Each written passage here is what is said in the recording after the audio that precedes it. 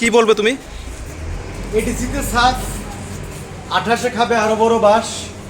প্রদ্যুৎ বাবু দেখিয়ে দিয়েছেন কিভাবে বিজেপি মুক্ত ত্রিপুরা করতে হয় এবং আমাদের তীব্রাসারা দেখিয়েছেন বিজেপি মুক্ত ত্রিপুরা করে। এক সেকেন্ড স্যার, বিজেপি মুক্ত ত্রিপুরা করে এবং এই বিজেপির পরাজয় এডিসিতে এর দায় স্বীকার করে মানিক সাহার দ্রুত পদত্যাগ করা উচিত।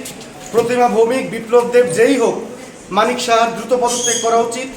এডিসি ত্রিপুরাকে রাস্তা দেখিয়েছে, মহারাজা রাস্তা দেখিয়েছে এবং মহারাজা প্রমাণ করে দিয়েছে বাপেরও বাপ থাকে। এইটুকুই বলবো আমি। I am during last 2.5 years at jail.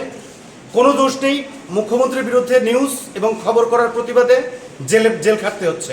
এই হচ্ছে ত্রিপুরার কারেন্ট সিচুয়েশন। লাস্ট একটাই কথা বলবো, পাপিয়া দত্ত এবং মানিক সাহা ত্রিপুরার বর্তমান মেইন ড্রাগস ডিলার। তারাই মেইন ড্রাগস ডিল করছে ত্রিপুরাতে। That's all. থ্যাংক ইউ, জয় হিন্দ, সবাই ভালো।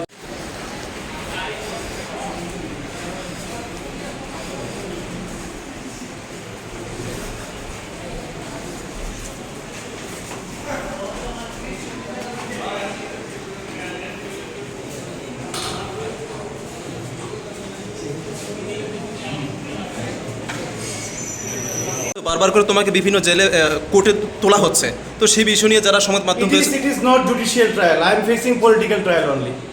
জুডিশিয়াল ট্রায়াল যদি ফেস করতাম এতদিনে বেল হতো। আমার যা ফেস করছি, আমি পলিটিক্যাল ট্রায়াল ফেস করছি এবং এখন বিলোনিয়া ডিস্ট্রিক্ট জাজ গোবিন্দ দাসের কাছে আমি যাব। ওনার কোর্টের প্রতি আমার কোনো আস্থা নেই। ইন্ডিয়ান জুডিশিয়ারি সিস্টেমের প্রতি সম্পূর্ণ আস্থা আছে, কিন্তু এই কোর্টের প্রতি আমার কোনো আস্থা নেই। এটা জানাতে আজকে বিলোনিয়ায় এলাম। Thank you. সংবাদ মাধ্যমের ভাইদের প্রণাম।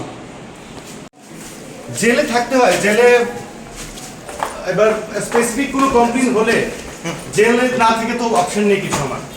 এবার ট্রায়াল কোর্ট বেল রিজেক্ট করছে, মার্ডার কেস, রেপ কেসে বেল দিচ্ছে, আমাকে বেল দিচ্ছে না। তো আমি সুপ্রিম কোর্টের জন্য যাব। লেটস সি কি হয়, দেখা যাক। রাজ্যবাসীর আশীর্বাদ যদি সাথে থাকে, সত্যের জয় হবে। And I strongly believe